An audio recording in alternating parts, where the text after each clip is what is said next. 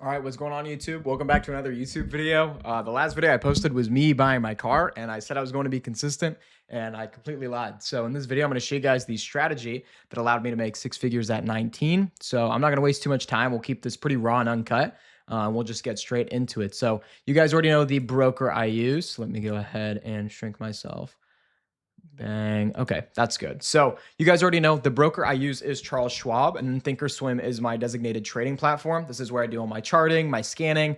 I do some third-party scans on Finviz. I have posted another YouTube video about that. So if you haven't watched it, go ahead and do that. But in this video, I'm going to show you guys my six-step-ish process, a little bit longer, of how I go from start to finish swing trading and everything in between. So the first thing I do is something called gauging market conditions. So what that looks like is I have the 10, 20, and 50 SMA on my chart, and then I have candles. Everything is on the daily time frame. Basically, what I look for is just a general uptrend. I'm not super nitpicky when it comes to like seeing straight, perfect market conditions. I know I'm not always going to get that. And I kind of want to have an edge, at all times. So whether I'm being aggressive, I do want things to look really good.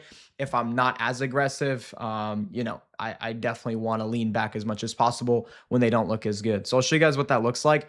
Off the bat, what we want to see is the 10, 20, and 50 SMA all stacked up like this, moving higher. And then you want to see the actual price action, these candles just surfing above the 10 and 20. So if we scroll back, this was the recent market crash after tariffs, whatever happened. We can see after this V correction, we saw the 10, 20, and 50 all align up again. And then we had a very, very strong trend all the way from like May until like November. We had a really good run. And then now things have just been kind of choppy and annoying.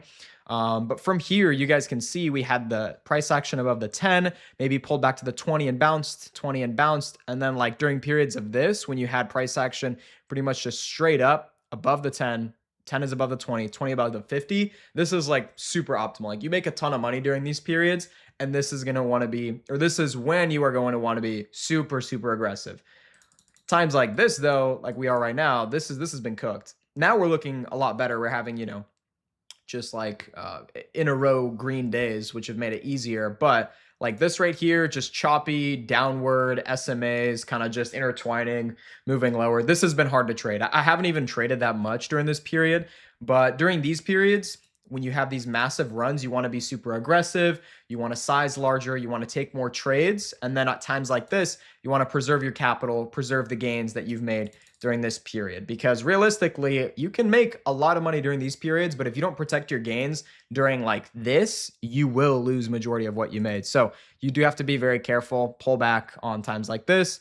When you have aggressive times, just make sure it looks like this. 10, 20, 50 stacked up, price action surfing the 10 and 20. Again, like let's say, okay, like recently, let's say on this day, usually it's above the 10 SMA, and then 10 crosses below the 20 right here. I wouldn't be like, okay, no trading whatsoever, I'm completely hands off, because that's the thing. SMAs are delayed indicators. You really have to just use support and resistance and price action as well to gauge it. You can't just go strictly off of 3 lines of your chart. You have to have some sort of discretion there.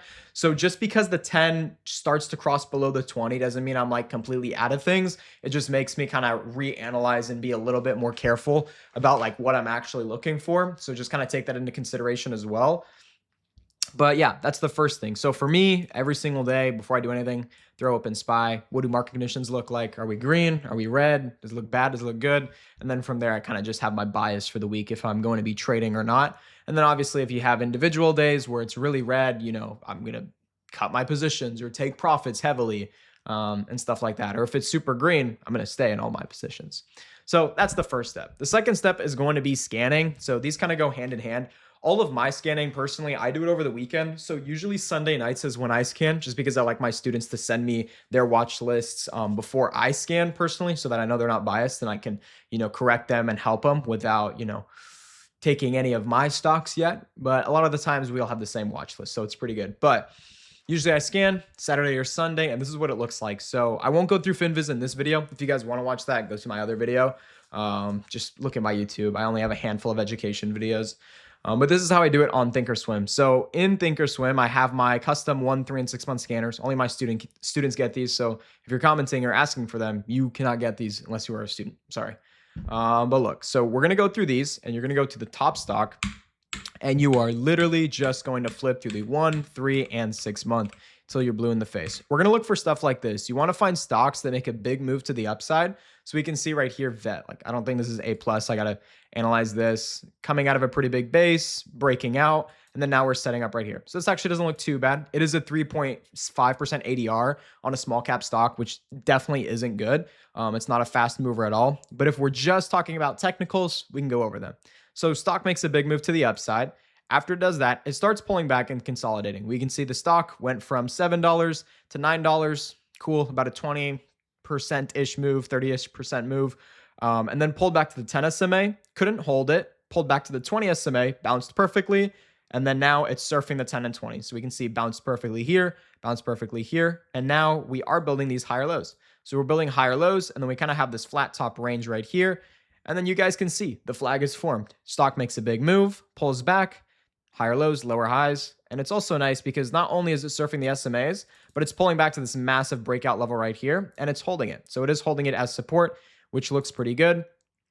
This, let's say it had a higher ADR and a larger market cap. Cool. I would probably trade it. And also the theme, I don't think the theme is the best. It's energy. I don't know where energy is. I haven't even scanned. So I need to see where things are. But if we're just going off technicals, not a bad setup. Now what you would do is you would add this to your watch list and wait it till it breaks above these previous day wick highs. So you would literally just go boom, create alert, at or above, bang. Do that. Cool. You're set. So that's the technical wise. The few other indicators that you're going to look for when you're scanning is going to be the actual volume. So I look for at least, I usually say 1 million daily volume on average is what you want to look for, like minimum. But, you know, if I'm scanning, if I'm trying to be more lenient, you can go around 750K average daily volume. So you can definitely do that too. But me personally, I like more volume. It's not like I really run into liquidity issues, and neither will most of you watching.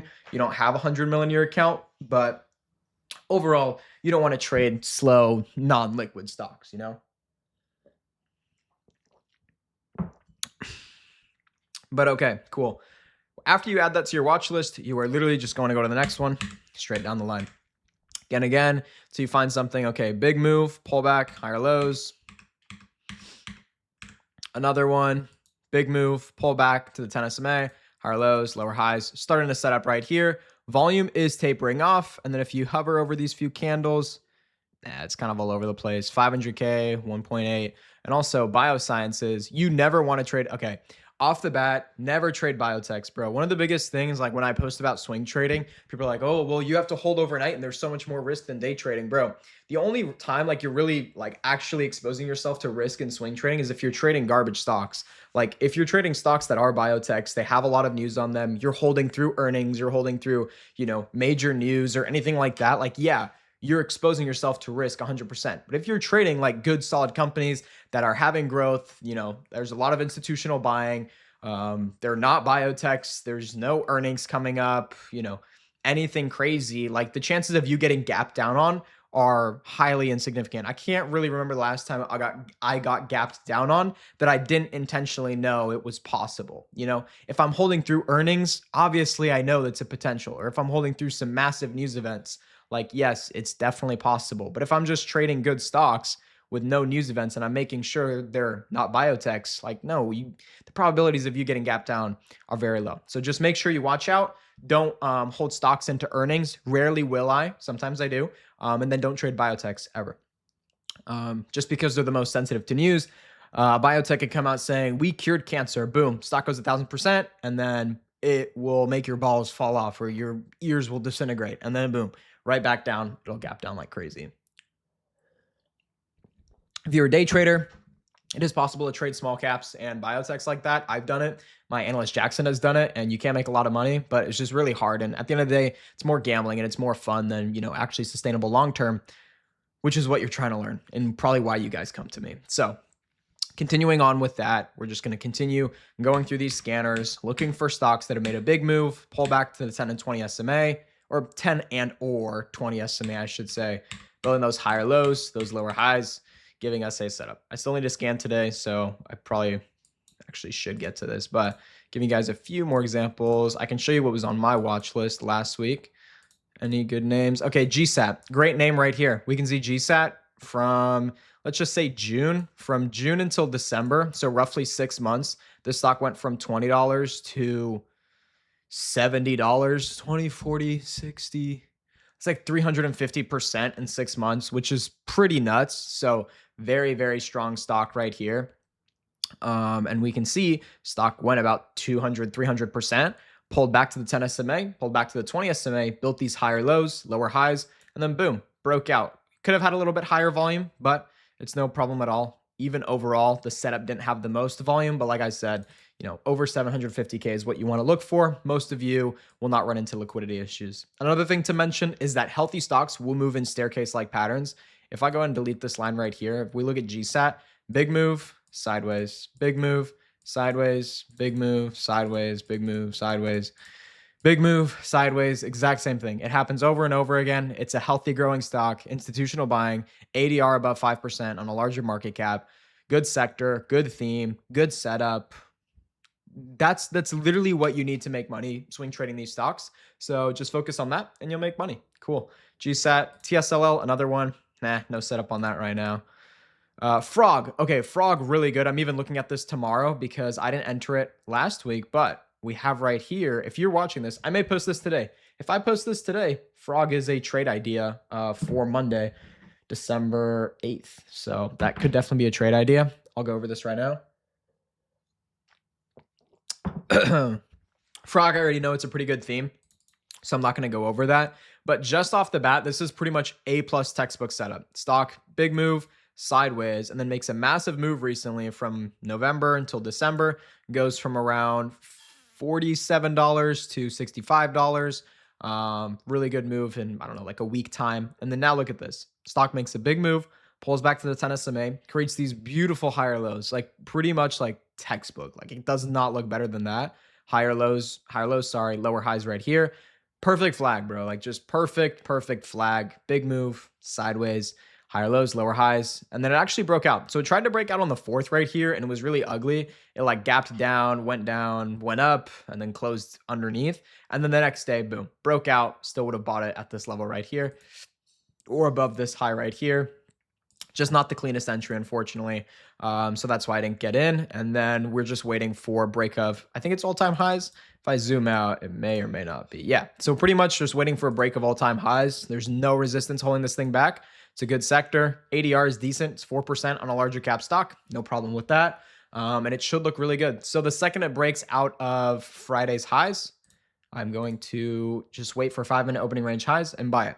So that leads me into the next part of this, actually. After you build your watch list, so okay, first, make sure market conditions are good. Make sure you scan, everything like that. Everything looks good.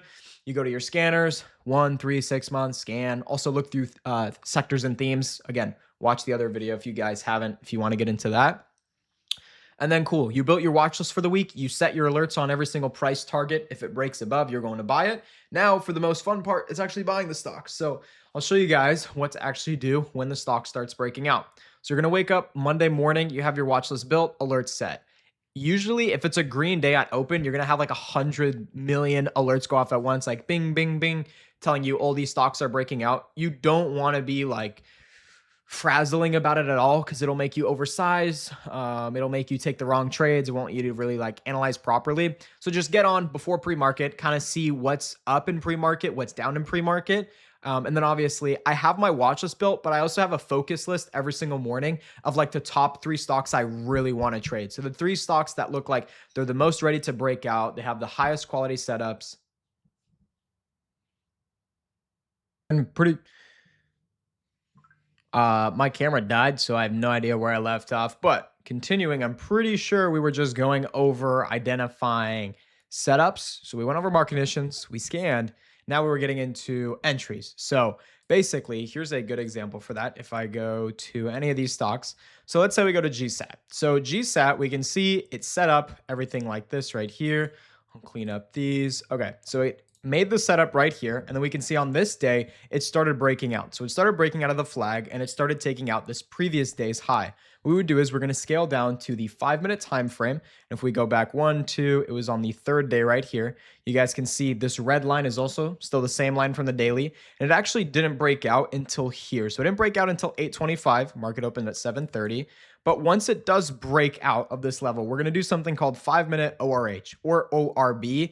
Sometimes it doesn't always happen at open, but whatever candle starts breaking out, I wait for that second candle to take it out as long as there's high volume confirming that, and go from there. So this candle started breaking out right here, formed, and then it came back down, retested, broke out again, and then boom, right here. This candle is what showed us this is this candle that broke out. So we wait, takes out this high right here at 62.14, and then this is going to be your entry point, and then your stop loss is immediately going to go at low of day. Sometimes I like to put it 1 cent lower just because of, I don't know, it's kind of superstitious, but it's happening where I get stopped out by 1 cent. So I always leave 1 cent extra on my stop loss in case of anything. So now how to actually calculate this, you guys can watch all my other videos, go to my PDFs, everything like that. It's pretty simple. What you're going to do is you're going to pull out your calculator app like I have it right now.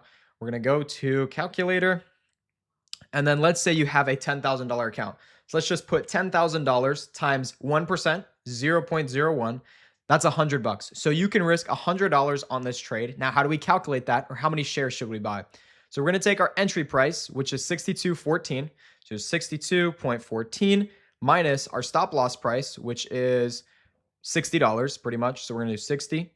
So our difference between our entry minus our stop loss is $2.14. So now we take $100 divided by 2.14, and that means we can buy 46.7 shares or 47 shares. So if we buy 47 shares at $62.11, stop loss goes at low of day. No matter what happens, if we get stopped out, we are only going to lose $100. So now we're pretty much just going to do that, swing it. And as you can see from that entry, $62, you're up at $68. So you're up a couple $100. Life is good.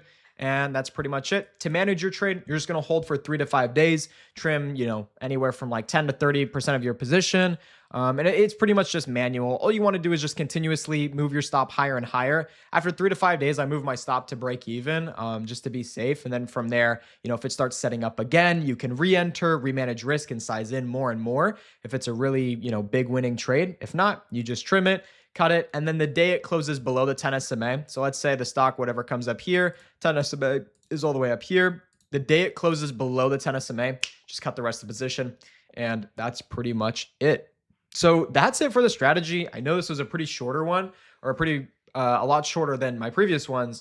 But again, you guys can watch the other ones as well. Hopefully this made sense to you guys, and everything like that. But yeah, hope you guys have a good day. If you guys want to join the Discord, go ahead and click the link in this description or in my Instagram. You guys can apply for it, everything like that. See if we're a good fit for you. But JV Trading is the best, not biased at all. We have a ton of people just absolutely printing in there. So enough self-promo. Hope you guys enjoyed this video, and maybe I'll be more consistent with the vlogs. But yeah, peace.